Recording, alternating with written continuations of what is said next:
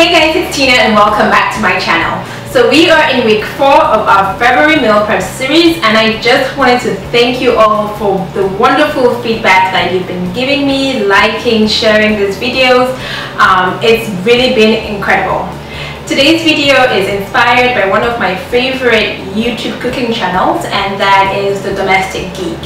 And I saw her making risotto in her slow cooker, and I figured, why not? So today I'm going to be making a risotto, although I'm calling it a Barlsotto because I'm using barley with pan-seared steak, chicken, and mixed vegetables. So let's begin. I remixed her recipe, and so I'm making something that is so far from a traditional risotto, but I am the queen of my kitchen, and so I'm gonna do whatever I want to do, and that's the beauty of cooking. You are the king or queen in your kitchen, so do whatever you want to do with a recipe to make it really yours. So for this recipe, we're going to be using some porcini mushroom. Porcini is a dry, woody mushroom, but it gives you a really nice mushroom stock. But to use it, you have to reconstitute it first with water. So to our dry porcini mushrooms, we're going to add about 2.5 cups of hot water. We're going to let this sit for at least 20 minutes so that the mushrooms become soft, and once that happens, we're just going to remove the mushrooms and chop them up coarsely, and then we'll save the liquid because that's going to be an incredible mushroom stock that we'll be using in our recipe. To a skillet, we're going to add some olive oil, and then immediately add some chopped garlic. Stir the garlic till it starts becoming fragrant, and then we're going to add our chopped mushroom. I'm also using some baby portobello mushrooms, but feel free to use whatever mushrooms you have on hand.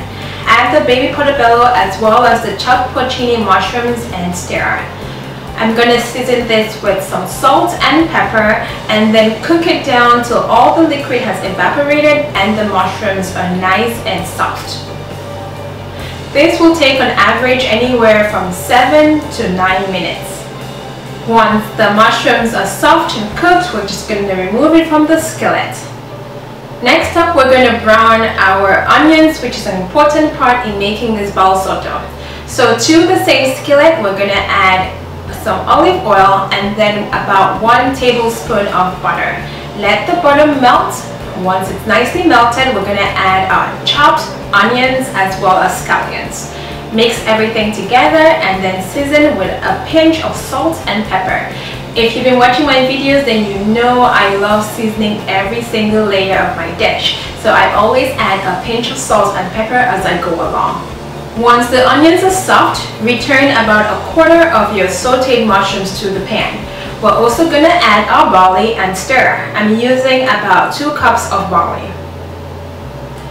Then add about 1/2 cup of white wine. Now if you don't drink wine, then of course you can always substitute this with any stock, vegetable, mushroom, chicken, beef stock, whatever your preference is. Once the liquid from the wine has evaporated, transfer your barley to your slow cooker. Add the reserved porcini mushroom stock, being careful to discard the bottom because that has a lot of grit in it that we do not want in our meal. So discard the bottom base of the stock. Then add about 2.5 cups of stock. I'm using chicken stock today. And then some chopped cilantro and stir. At this point, you want to taste for salt and pepper. I didn't need any, so I just went ahead and covered my pot and set my slow cooker to 3 hours on high. Once you have about 5 minutes left on your slow cooker, you're going to add the remainder of your sauteed mushrooms.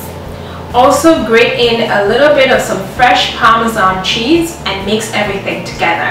And at this point, your Barlsotto is ready. Next up is our chicken. So today we're making some chicken breast. I'm going to go ahead and simply slice through the chicken breast to make them thinner. And then you want to season your chicken with your preferred spices. I'm going to be using a Caribbean citrus spice from MissT1806. So first, on both sides, I'm going to season with some salt and then the Caribbean citrus spice. When buying spices from the grocery store, always try to go for the salt-free spices because then you can control just how much salt you're adding to your meals. To a hot skillet, add some vegetable oil, and once the oil is hot, add your chicken breast. You want to cook the chicken breast on both sides for 3 minutes each. Once the chicken is ready, remove it to an oven-safe dish. We're gonna make the glaze for our chicken, and this is really simple. All you're gonna need is about 2 tablespoons of honey, half a tablespoon of some balsamic vinegar, and about 1.5 tablespoons of water. Mix everything together, and we're gonna use a brush to just brush the glaze on the chicken. Transfer the chicken to the oven on broil. You're going to broil your chicken for about 2 minutes and then go in and brush again with the glaze for another 2 minutes. And that's it. The chicken is ready. Next up is our steak. As always, you want your protein at room temperature. Season the steak with a generous amount of salt and black pepper. To a hot skillet, we're going to add some olive oil and about 1 tablespoon of butter. Once the butter is melted and the oil is really hot, we're going to add our steak. Because my steak pieces are so big, I'm going to have to do this one at a time. So with my first piece of steak, I'm just going to cook it for about 3 minutes on one side. If you like your steak rare, then you want to cook for a shorter amount of time. I like my steak medium well, so I'm going to cook my steak for about 3 minutes on one side, then flip it, add my chopped garlic and about 2 sprigs of thyme. Spoon the juices in the skillet over the steak as it cooks. You want to cook on the other side for another 2 minutes or so, and then your steak is ready. Repeat with the second piece of steak and then remove both pieces to a pan and let it sit at least 5 minutes before slicing it through. You never want to just slice your meat immediately, otherwise you're going to release all the juicy liquid and flavors within the steak. So let the steak sit for about 5 minutes before doing anything to it. The only thing that's left is our mixed vegetables.